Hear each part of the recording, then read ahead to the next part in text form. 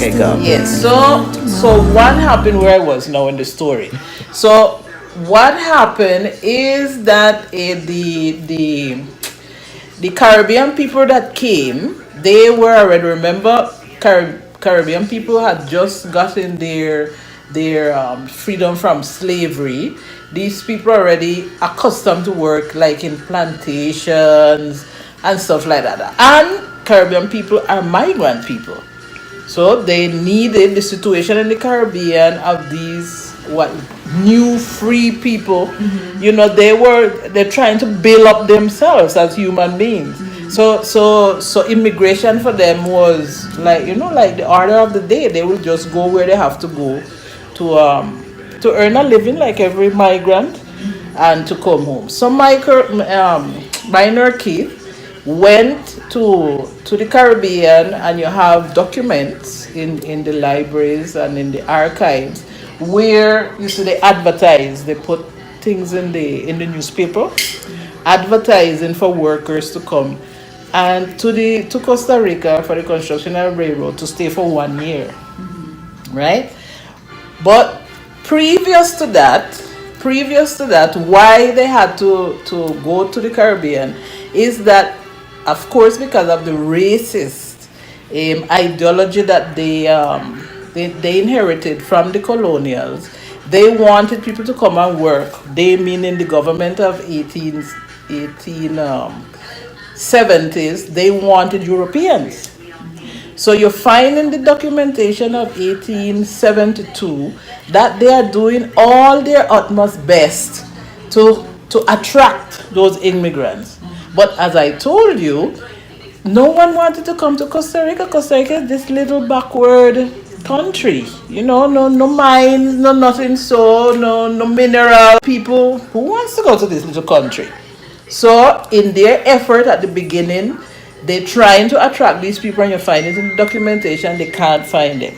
The Costa Ricans at the time, the mestizos that were here, they were like what we call ganaderos, agricultores, so they did not want to be part of no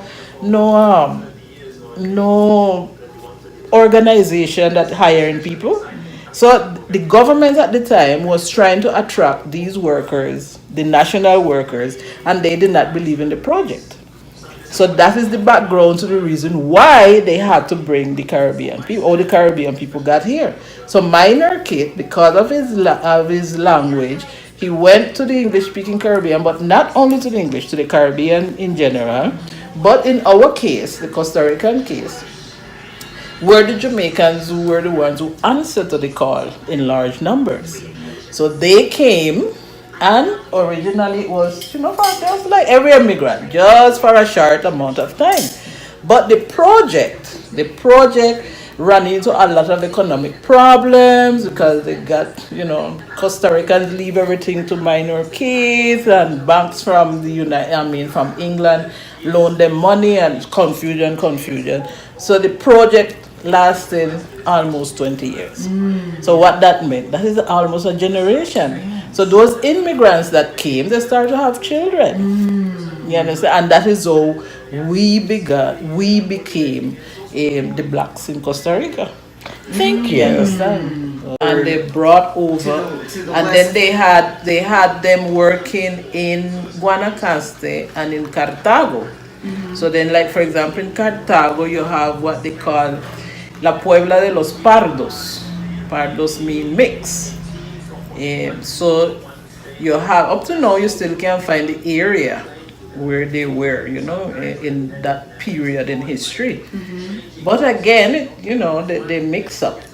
They mix up, mestizaje, and then you don't notice. I mean, if you look good, we as black people, when we look at them, we can see it. We can see Africa, but they don't admit that they have African blood unless they study about it, right? I have a student who is here. He's a mestizo, but his hair is very curly. And he said when he was growing up, he wanted to know why. So he asked his grandmother, and the grandmother told him, yes, they have African blood in them. But you see, no one wants really to at least within this context, to admit that they have the African blood. Right. You know, so unfortunately that's the situation. But despite all of that, the attitude, and I think, and I argue, and someday I will have the opportunity to write, I think that because we are descendants of Jamaica, we have a certain, it's like we belong here. Right. We really don't care about your stupid racism. We belong here because we born here. Because even the documents show you, even the ones that during that time when they were not recognized as Costa Ricans, they used to complain. You know, they used to demand respect when you read the literature. So I think we get that from them. Because I remember many years working with some exchange organization, and that was one of the observation that one of the leaders said to me. Said the people of African descent here, or the African American, the way you all say it, they said they are so different, like they don't have complex, you know. And it's because we grew up saying we are Ticos. You understand me? So we don't care. I mean, we denounce, we fight, but we are not stopping. We are not saying that there isn't racism, and it is very subtle, but we going ahead. We don't sit down like, oh, poor Miguel, they do with this. No. We going ahead, right? Because we consider ourselves Costa Ricans of Caribbean descent. We don't leave out. Okay, ask your question. So I was just wondering, what is your perception of African Americans? And we seem to have some confusion about who we are. There's one group that wants to identify with our African ancestry. There's another group that says, we're Americans, and that means we do everything American. We want the white establishment to recognize us because we were here, we built this country. And our reparations is an issue. We want our reparations. And then there are another group that are just saying, forget this country, we're going back to the motherland. Even though we don't really, is there kind of like that sentiment within Costa Rica? Yes. Not this. I would argue that not this generation, probably the ones previous, because remember Marcus Garvey was one of the big leaders even before Martin Luther King and the others. And then he had this Pan-Africanist ideology. So he was arguing that that we should go back to Africa because of the slavery. But some authors say that the going back to Africa wasn't necessary. Some argue necessary a physical way, but in terms of your identity, love for your Africanness. That is what they were saying. But I think when I think about our situation, I think we are more immersed.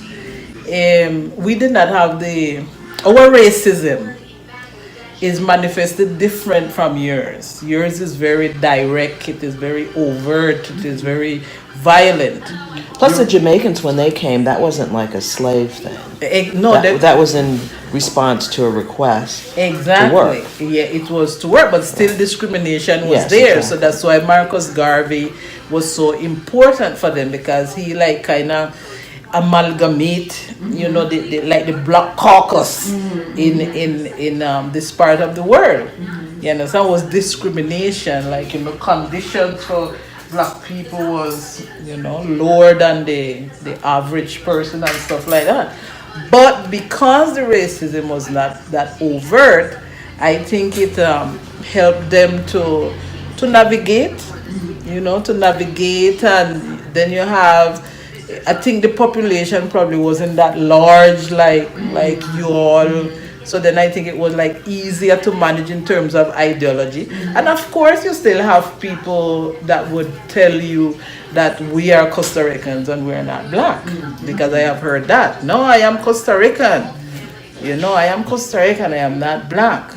but one have to understand probably what they went through to, to survive. To have to say, I prefer to be identified as a Costa Rican. So what I noticed since I returned from the Caribbean again. Especially we have we had the representatives of black people in parliament, and so I don't know. I have seen like a shift, like from when I was younger. So I think it has to do a lot too because of education don't necessarily mean that it empower you, but in our case, since education was so important for us to get a degree and things like that, we have a lot of our people who are in, they are in good position, so it's not that mentality of the 60s. We're talking about the millennials now that, they just, as I said, they feel that they belong.